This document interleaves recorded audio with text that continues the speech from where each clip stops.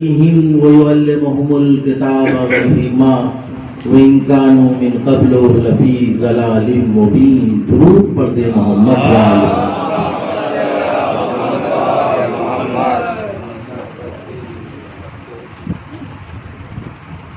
محترم اور معزز سامعین،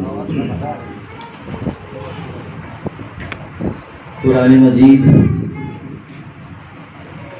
جو خالق اکبر کا آخری منشور ہے، کہ وہ پاکیزہ ذکر ہے کہ جس میں شک و شبہے کی کوئی گنجائش نہیں ہے. ذالک الکتاب لا ریب فیہ، یہ وہ کتاب ہے جس میں کسی طرح کی کوئی شک و شبہے کی گنجائش نہیں ہے. کون سا معلوم اور بڑھا جائے آپ نے وہ غلط کیا، معلوم اور بڑھا جائے. کسی طرح کی شک و شبہے کی کوئی گنجائش نہیں ہے. معلوم اور بڑھا دیجیے. اللہم صلی علی محمد و آل محمد. یہ وہ مقدس کتاب ہے جو صاحبان تقویٰ کے لیے مجسم ہدایت ہے. یعنی اس کتاب سے فائدہ تو سب کو ہوگا، لیکن یاد رکھیں ہدایت فقط ان افراد کی ہوگی کہ جو صاحب تقویٰ ہوں گے. ایسا نہیں ہے کہ فائدہ نہیں ہوگا، فائدہ تو ہوگا، ہدایت نہیں ہوگی. فائدہ اور ہے، ہدایت اور ہے. ہدایت ان کی ہوگی کہ جو صاحب تقویٰ ہوگی. لہذا ہمارے لیے ضروری ہے کہ ہم متقی بنیں، پرہیزگار بنیں، اپنے دل میں خوف خدا رکھیں. یہ وہ ثقل عظیم ہے کہ اگر اس کا نزول قلب مصطفیٰ کے سوا کسی پہاڑ پہ ہوتا تو یہ پہاڑ خوف الہی سے ریزہ ریزہ ہو جاتے. لو انزلنا ھذا القرآن علی جبل، اگر ہم اس قرآن کو کسی پہاڑ پہ نازل کرتے، لا رأیتہ، تو تم اس کو دیکھتے. کس کو دیکھتے؟ اس پہاڑ کو دیکھتے. کیا دیکھتے؟ خاشعا متصدعا من خشیات اللہ. تو یہ پہاڑ خوف الہی سے ریزہ ریزہ ہو جاتا. اور فرما رہے ہیں یہ وہ خوشب و تر کا عظیم مجموعہ ہے جو اپنے دامن میں کل کائنات سمیٹے ہوئے ہے. دنیا کی کوئی ایسی کتاب نہیں ہے کہ جہاں آپ کو ہر طرح کے علوم ملیں گے. دنیا کی یہ واحد کتاب ہے جہاں علم حیاتیات بھی ہے، بایولوجی بھی ہے، علم نباتات بھی ہے، باٹنی بھی ہے، علم حیوانات بھی ہے، زولوجی بھی ہے، علم فلکیات بھی ہے، کاسمولوجی ہے. اس میں علم کیمیا بھی ہے، کیمسٹری بھی ہے، علم تاریخ بھی ہے، ہسٹری بھی ہے، علم تشریح الاعضاء بھی ہے، اناٹامی بھی ہے، اور علم طبقات الارض بھی ہے، جیالوجی بھی ہے. ایسا نہیں ہے کہ یہ وہ کتاب ہے. لہذا یہ وہ کتاب ہے جو اپنے دامن میں کل کائنات سمیٹے ہوئے ہے. اور فرما رہے ہیں یہ وہ پاکیزہ ذکر ہے کہ جو اس کی تعبیر سوائے اللہ کے اور وہ افراد جو راسخون فی العلم ہیں، جو علم میں ڈوبے ہوئے لوگ ہیں، ان کے سوا اس کو صحیح معنی و مطالب کسی کو نہیں معلوم. جو راسخون فی العلم ہے وہ اور اللہ جس کا کلام ہے، صحیح معنی و مطالب بس وہی جانتا ہے. ہم کوشش کر سکتے ہیں حضور والا یہ چند کلمات میں نے آپ کے خدمت میں تمہیداً اس لیے عرض کیے تاکہ ہماری نگاہوں پہ جو غفلت کے پردے پڑے ہوئے ہیں، ہم اس کتاب سے آشنا نہیں ہیں، ہم اس کی عظمت کی قائل نہیں ہیں، بس ہم سمجھ رہے ہیں کہ بھئی یہ کتاب ہے ہم نے رکھی ہوئی ہے۔ بخدا یہ ہماری بدنصیبی ہوگی کہ اگر ہم اس قرآن سے کوئی فائدہ نہ اٹھائیں۔ اللہ کی طرف سے ایک بہترین تحفہ ہے انسان کو۔ بخدا بتا رہا ہوں، آپ قرآن پڑھیں، ضرور پڑھیں، اور یاد رکھیں کہ فقط یہ جو رسول اللہ کی حدیث ہے، جو حدیث ثقلین ہے کہ انی طائرکم فیکم الثقلین کتاب اللہ ہجرتی و اہل بیتی ما تمسکتم بہما لن تضلوا بعدی لن یفترقا حتی یردا علی الحوض۔ اگر ہم اپنے آپ کو گمراہیوں سے بچانا چاہتے ہیں تو ہم کو اپنے کو دو چیزوں سے وابستہ کرنا پڑے گا۔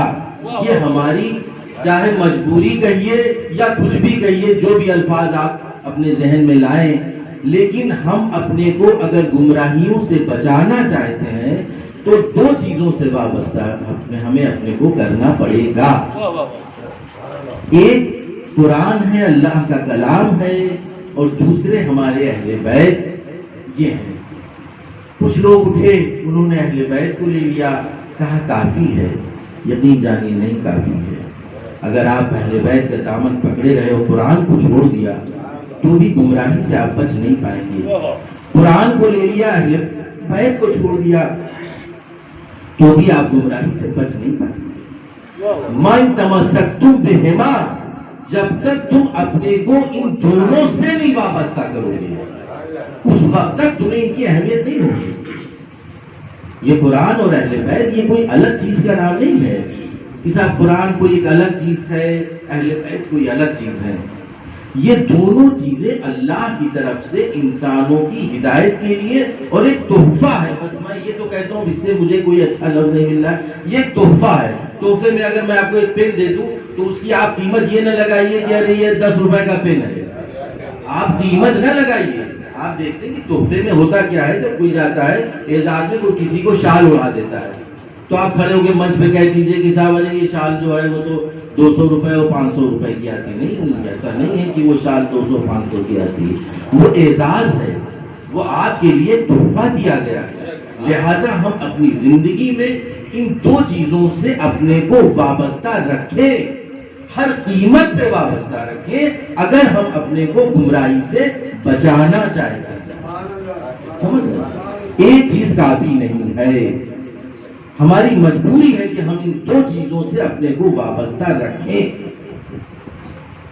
تو حضور والا یہ چند کلمات میں نے صرف قرآن کے ذیل میں اس لیے عرض کیے تھے کہ تاکہ کچھ قرآن کی عظمت، اور ایک بات اور یہ میں کہوں گا کہ قرآن، حالانکہ پھر جس آیت کریمہ کو میں نے سرنامے کلام قرار دیا ہے تو اس میں نہیں کوئی گفتگو ہو پائے گی، لہٰذا بہت جلدی سے بات کو سمیٹتے ہوئے آگے بڑھوں گا کہ ایک چیز اور میں کہنا چاہوں گی قرآن کے ذیل میں کہ قرآن پڑھیے، ضرور پڑھیے، لیکن میں کہتا ہوں تھوڑا پڑھیے، زیادہ نہ پڑھیے۔ قرآن کو زیادہ نہیں پڑھنا ہے، قرآن کو سمجھ کے پڑھنا ہے۔ لوگ کہتے ہیں کہ صاحب قرآن، پھر بات قرآن کے اوپر آئی جا رہی ہے، لیکن میں اس بات کو ختم کر رہا ہوں کیونکہ جو اصل موضوع ہے اگر اس پہ نہ گفتگو کی تو مضمون نامکمل ہوگا کہ قرآن جو ہے کہ پڑھیے اور تھوڑا پڑھیے اور ترجمہ اس کا ضرور پڑھیے۔ یقین جانیے آپ کے دماغ کے دریچے کھل جائیں گے، آپ کی فکر بدل جائے گی۔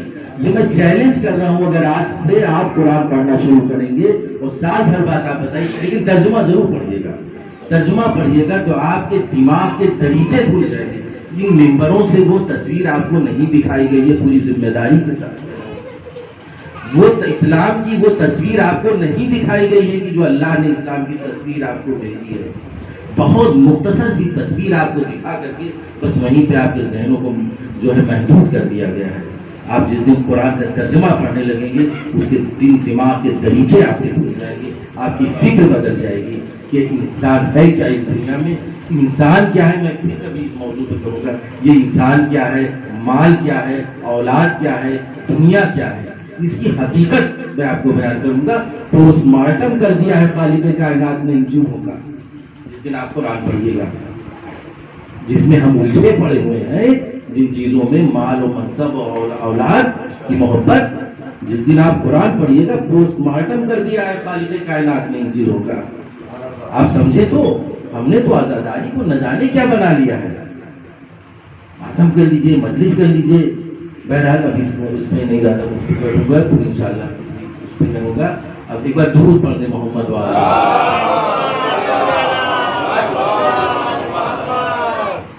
اب جو اصل ہم نے رسالہ کریمہ کو سرنامہ کلام قرار دیا ہے اس پہ چند کلمات آپ کی خدمت میں عرض کر دوں کہ والذی بعث بالأمین رسولا منہم یتلو علیہم آیاتہ ویزکیہم ویعلمہم الکتاب والحکمہ وإن کانوا من قبل لفی ضلال مبین. گمراہیوں میں گھرے ہوئے انسانوں کی ہدایت کے لیے ہم نے حضور سرور کائنات محمد مصطفیٰ صلی اللہ علیہ وسلم کو بھیجا اور اس کو رسول بنا کر بھیجا کہ جس نے دنیا کے کسی مدرسے سے تعلیم حاصل نہیں کی بلکہ اللہ کی بارگاہ سے علم لے کر آیا. اور حضور والا اس نے لوگوں کو گمراہیوں سے نکالا, گمراہیوں سے نکالا, کفر کی تاریکیوں سے نکال کر ایمان کی روشنی کی طرف لے آیا. لیکن حضور والا یہ سب ہوا کیسے؟ یہ سب ہوا کیسے؟ یہ کوئی آن آف بٹن تھا یا اندھیرا تھا, بٹن آن کر دیا روشنی ہو گئی؟ اور فرمانے توجہ دے, یہ سب ہوا کیسے؟ یہ کوئی چمتکار ہو گیا؟ یہ کوئی میراکل تھا؟ کفر کی وادیوں سے نکال کر نور ہدایت کی طرف وہ لے آیا انسان. یہ ہوا کیسے سب؟ کبھی آپ نے اس پہ غور کیا ہے؟ تو حضور والا یہ سب ہوا ایسے کہ جس نے بھیجا تھا اس نے طریقہ بھی بتایا. جس نے بھیجا تھا اس نے طریقہ بھی بتایا. کیا طریقہ بتایا؟ اس نے کہا کہ اے میرے حبیب, اے میرے رسول, ان عرب جاہلوں کے درمیان جاؤ اور ہماری آیتوں کی تلاوت کرو. پہلا کام رسول ان جاہل عربوں کے درمیان جاؤ اور پہلا کام یہ تمہارا ہے کہ ہماری آیتوں کی تلاوت کرو.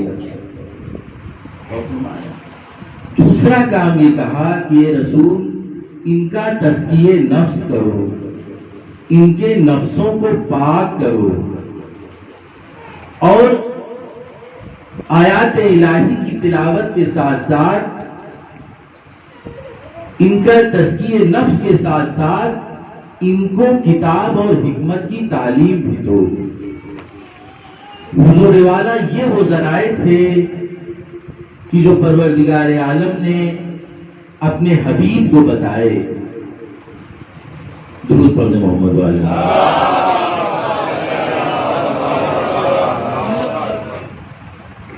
یہ وہ طریقے تھے کہ جو اللہ نے اپنے حبیب کو بتائے کہ اس طریقے سے یہ عمل انجام دو.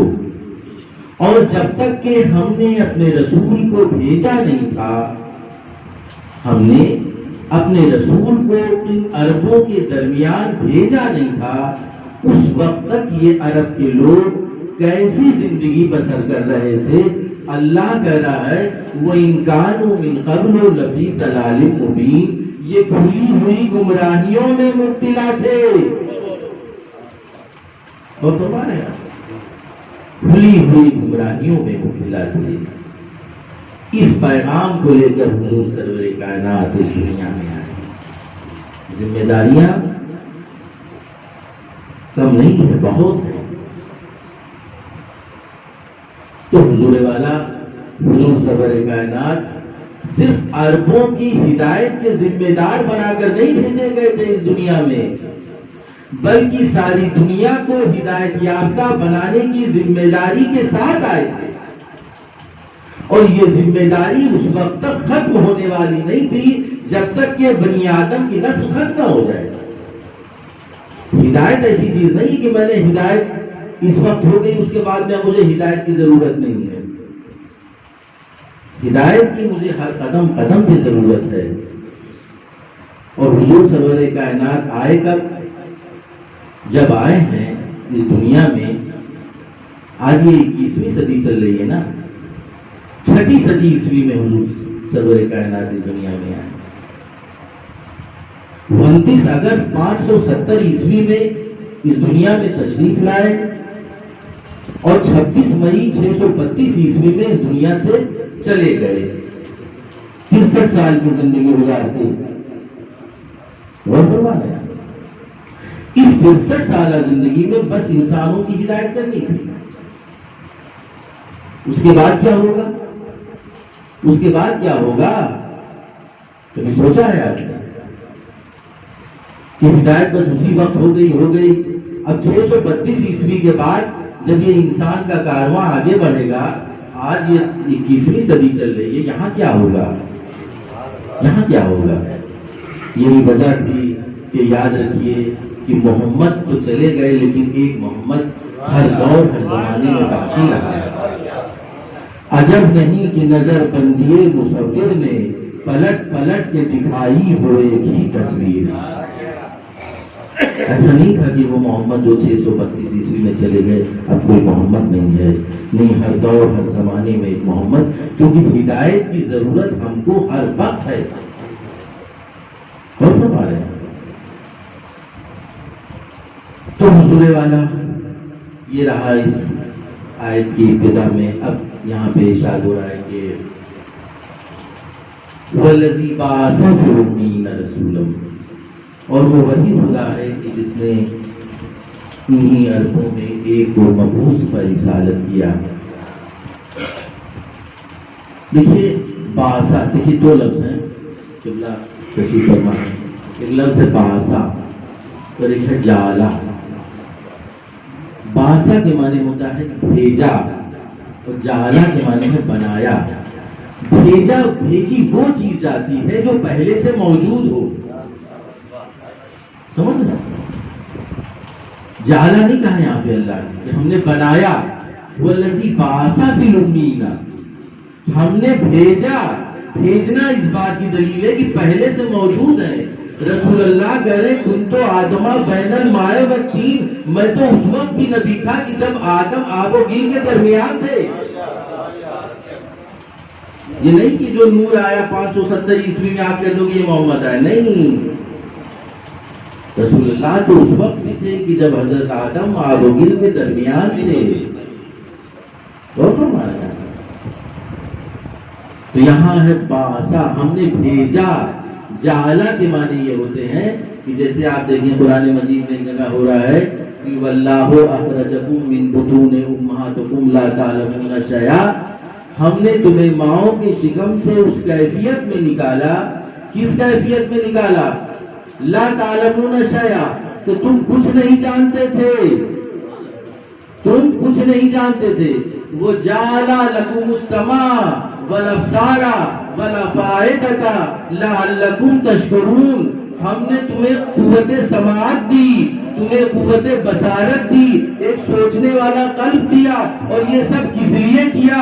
یہ سب اس لیے کیا تاکہ تم اپنے پروردگار کا شکریہ ادا کرو۔ میری بات، یہ نعمتیں ہماری کس لیے ہیں تمہارے اوپر؟ قوت سماعت کس لیے ہے؟ وہ جعل لکم السماء، وہ جعل السماء والابصار والافئدۃ لعلکم تشکرون، یہ ہماری نعمتیں تم پر اس لیے نہیں، ہم نے جو نعمتیں تم پہ چھڑکی ہیں ان نعمتوں کا شکریہ ادا کرو اپنے پروردگار کا۔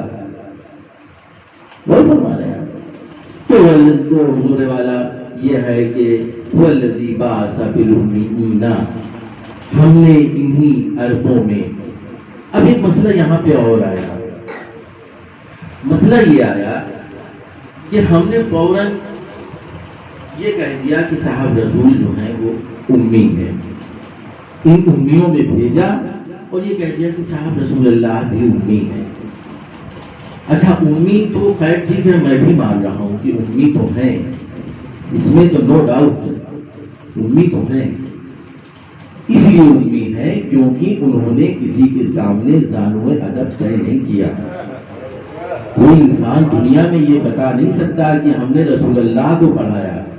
حضرت علی کا تو استاد موجود ہے لیکن رسول اللہ کا کوئی استاد نہیں ہے۔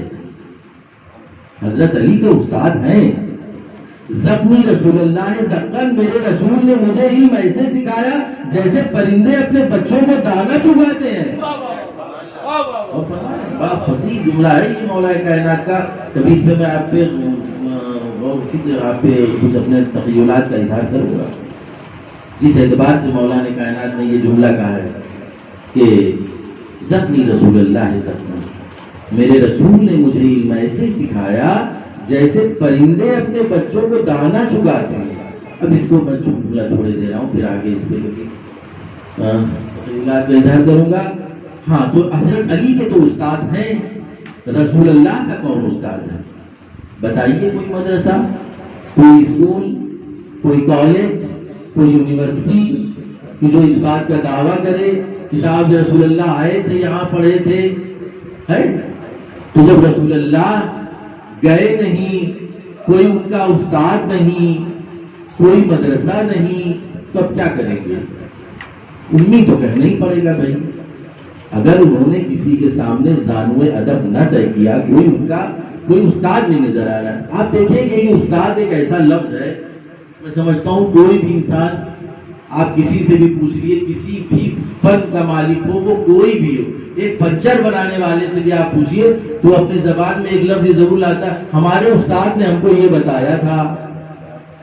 ہر آدمی کا ایک استاد ہے۔ میں میں جگر اسکول میں پڑھتا تھا، باری صاحب ہمارے استاد تھے، انہوں نے مجھے سائنس پڑھائی تھی، وہ مجھے سائنس پڑھاتے تھے۔ 86 کی بات ہے، 86 میں ان کا اپائنٹمنٹ ہوا تھا جگر اسکول میں۔ باری صاحب نے مجھ کو سائنس پڑھائی ہے، پھر ہائی اسکول میں انہوں نے مجھے بایولوجی بھی پڑھایا ہے، تو ہمارے استاد ہیں۔ کوئی بھی دنیا کا کوئی انسان کہتے ہیں کہ صاحب ہمارا کوئی استاد نہیں ہے، ہر انسان کا ایک استاد ہے، لیکن نہیں ہے تو رسول اللہ کا کوئی استاد نہیں ہے۔ یہ بھی ایک سچائی ہے، لیکن عزیزان محترم یہ بھی سچائی ایک ایسی ہے کہ اس بندے کا ایک کمال ہے کہ علم انہوں نے لیا تو نہیں کسی سے، لیکن دیکھیے اگر یہ سب اچھا اس کے بعد میں وہ رسول کے چاہنے والوں نے کیا باتیں کہہ دی رسول کی شان میں، معاذ اللہ ان کو بھی بتا دیا، ارے جب پڑھے ہی نہیں تھے تو جاہل تھے، معاذ اللہ خاکم بدہن، ہے نا، جاہل تھے، کیا مطلب بھائی ان کا کوئی مدرسہ نہیں، کوئی یونیورسٹی نہیں، جب پڑھے نہیں تو وہ جاہل تھے۔ اللہ اکبر، جو کائنات کا سب سے افضل ترین انسان ہو، یاد رکھیں کہ کائنات کا سب سے افضل ترین انسان، یعنی کارخانہ قدرت میں اس سے بہتر چیز کوئی ہے نہیں، یہ یاد رکھیں، اس سے بہتر وہ ایک کوہنور ہیرا۔ اگر میں یہ کہہ دوں کہ اب قدرت کی ایک، اب یہ لفظ نہیں ہے، لفظ کی بھی مجبوری ہے کہ میں کہہ دوں کہ بس قدرت کے پاس اس سے اچھی چیز کوئی نہیں ہے، یعنی ایک اچھائی کا نقطہ کمال ہے ذات محمد۔ تو اسے آپ اللہ کی حد نہ مقرر کر لیں، لیکن اس نے بنایا نہیں اس سے اچھا، یہ میں جانتا ہوں، اس سے بہتر چیز اس کے قدرت میں ہے نہیں، کارخانے قدرت میں، اور اس کو کہہ دیا کہ نہیں صاحب یہ تو جو ہے ایسے تھے صاحب۔ تو حضور والا، اچھا علم ہوتا کیا، اب علم سمجھ لیں۔ دیکھیے علم جو ہوتا ہے وہ دو طرح سے ہوتا ہے، تشریف فرمائے ذاکرین ہے لوگ نے یہاں فرش رضا پہ ماشاء اللہ تشریف فرمائے، سب بہتر مجھ سے سبھی لوگ جانتے ہیں، اور میں تو بچوں کے لیے پڑھ رہا ہوں کہ دیکھیے علم جو ہوتا ہے، جیسے کہ اللہ کہہ رہا ہے کہ جب تم اس دنیا میں آئے تو تم کچھ بھی نہیں جانتے تھے، لا تعلمون شیئا، تو کچھ نہیں جانتے تھے، زیرو تھے، یو نو نتھنگ، کچھ نہیں جانتے تھے، تم کچھ جانتے ہی نہیں تھے. لیکن ایسا نہیں، جانتے تو نہیں تھے، لیکن ہم نے یہ تمہیں جو چیزیں دی، جو اپنی نعمتیں دی، انہی نعمتوں سے تم نے علم کو کسب کرنا شروع کر دیا. ایک ہوتا ہے علم کسبی، جب انسان اس دنیا میں آ کر کے علم حاصل کرتا ہے تو اس علم کو کہتے ہیں علم کسبی، یعنی اپنی کوششوں کے نتیجے میں جو اس کو علم حاصل ہوتا ہے وہ کہلاتا ہے علم کسبی. ہم سب کے پاس جو بھی علم ہے وہ علم کسبی ہے، لوگوں سے سنا، سمجھا، کتابیں پڑھی، ہے نا. تو یہ سب جو علم میں آیا ہمارے، یہ علم کسبی ہے. کہ ہم اس دنیا میں آئے اور ہم نے آ کر کے ہم نے پڑھا، کوئی ہمارا استاد ہے، اس نے ہم کو بتایا، پڑھایا، وہ علم میرے پاس ہے، یہ علم کسبی ہے. اور اسی کے مقابلے میں ایک لفظ ہوتا ہے علم وہبی. وہ علم جو ہوتا ہے وہ پروردگار عالم کی طرف سے اپنے بندے کو دیا جاتا ہے. لقد آتیناک داؤد سلیمان علما، ہم نے داؤد اور سلیمان کو علم عطا کیا. اور فرمایا تو جناب داؤد اور جناب سلیمان کے پاس جو علم تھا وہ علم وہبی تھا. کہ جناب سلیمان جو پرندوں کی آوازیں بولیاں سمجھتے تھے، سنتے تھے، یہ علم وہبی تھا، اللہ نے دیا تھا ان کو. تو حضور والا تو جب جناب داؤد اور جناب سلیمان کو علم دیا تو یہ کیسے ممکن تھا کہ جو نبیوں کا سردار ہو، جو تمام نبیوں کا سردار بنا کے بھیجا گیا ہو، اس کو کچھ دیا ہی نہ ہوگا قدرت نے. اس نے تو وہ چیز دی ہے کہ آپ سنیں کہ اگر وہاں تو صرف بتا دیا کہ علم دیا، لیکن یہ نہ بتایا کہ کون سا علم دیا، کیسا علم دیا. لیکن جب اس نے اپنے حبیب کو بتایا تو اس نے کہا کہ الرحمن، وہ رحمان ہے، علم القرآن، خلق الانسان، علمہ البیان. وہ رحمان ہے کہ جس نے قرآن کی تعلیم دی، انسان کو پیدا کیا، گفتگو سکھائی. میرے عزیزوں، کبھی ان آیات کی ترتیب پہ غور کریے. یہ بات ایسے بھی تو ہو سکتی تھی، وہ رحمان ہے کہ جس نے انسان کو پیدا کیا، قرآن کی تعلیم دی، ایسے بھی ہو سکتا تھا. نہیں، قدرت بتانا چاہ رہی ہے کہ جب ہم وہ رحمان ہے کہ جس نے جب علم عطا کیا اس وقت کوئی انسان نہیں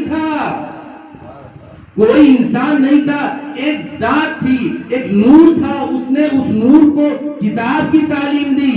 اور وہ کتاب کیسی ہے؟ ولا رتب ولا یابس الا فی کتاب مبین. ہر خشک و تر اس میں موجود ہے. کائنات کا علم اللہ نے اپنے حبیب کو دے کے بھیجا تھا.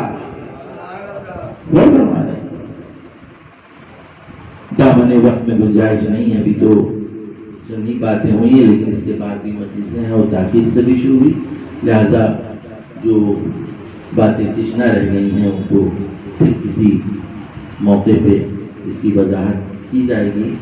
اور میں آپ کی زحمتوں کو ابھی تمام کرتا ہوں. اور چونکہ یہ محرم کی مجالسیں ہیں اور بطوری کی مجلسیں ہیں، بہت زیادہ کسی ایسے سبجیکٹ پہ بہت زیادہ طول دے کر کے گفتگو کرنا ٹھیک نہیں رہتا ہے. لہٰذا پھر انشاءاللہ کسی عزاخانے میں اپنے تخیلات کا اظہار کریں گے اور آپ کی زحمتوں کو تمام کرتے ہوئے کہ یہ چاند جو محرم کا نمودار ہوا، ہم سب نے چاند دیکھا، ہم سب نے چاند دیکھا. اور کیسے دیکھا؟ اپنے گھروں میں دیکھا، اپنے عزیز و اقارب کے ساتھ دیکھا. لیکن کبھی آپ تصور کیجئے کہ زہرا کے لال نے سن 61 ہجری کے چاند کیسے دیکھا؟ زہرا کے لال نے سن 61 ہجری کے محرم کا چاند کیسے دیکھا؟ کہاں دیکھا؟ کیسے دیکھا؟ کس بیاباں میں دیکھا؟ کس کیفیت میں دیکھا؟ یہ قافلہ جو مدینے سے چلا تھا اپنی منزلیں طے کرتا ہوا آگے بڑھ رہا تھا. اب جب یہ قافلہ آگے بڑھ رہا تھا، دیکھا کوفے سے 2 لوگ آ رہے ہیں. مولا کہتے ہیں کہ یہ علی اکبر و عباس جا کے دیکھو یہ کوفے سے آ رہے ہیں، معلوم کرو کہ وہاں ہمارے بھائی مسلم ابن عقیل کی حالت کیا ہے۔ عباس و علی اکبر آگے بڑھے، اس شخص کے پاس گئے کہ اے بھیا تمہیں ہمارے آقا بلا رہے ہیں۔ عباس و علی اکبر اس کو لے کر آئے، کہا کہ اے بھیا، مولا کہتے ہیں کہ اے بھائی تم یہ بتاؤ کہ تم کہاں سے آ رہے ہو؟ کہا کہ ہم کوفے سے آ رہے ہیں۔ کہا کوفے کا کیا حال ہے؟ ہمارے سفیر مسلم کا کیا حال ہے؟ اس نے کہا کہ مولا نہ پوچھئے، ارے جب ہم کوفے سے چلے تھے تو مسلم کی لاش کو رسیوں میں باندھ کے کوفے کی گلیوں میں پھرایا جا رہا تھا۔ بس یہ سننا تھا کہ مولا ہزاروں قطار گریا کرنے لگے۔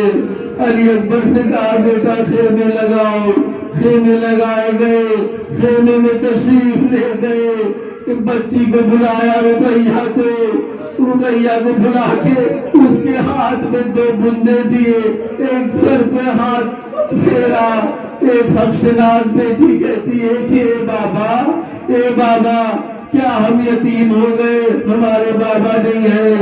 مولا نے اس کو گلے سے لگا لیا، واہ حسینہ واہ یتیمہ واہ حسینہ، الا لعنۃ اللہ علی القوم الظالمین، سيعلم الذين ظلموا وأي منقلب ينقلبون۔ اللهم إني أسألك بحق محمد وأنت المحمود، وبحق علي وأنت الأعلى، وبحق فاطمة وأنت فاطر السماوات والأرض، وبحق الحسن وأنت المحسن، وبحق الحسين وأنت قديم الإحسان، وبحق الأئمة التسعة الطاهرين من ذرية الحسين عليه السلام، اللهم صل على ماتم حسین۔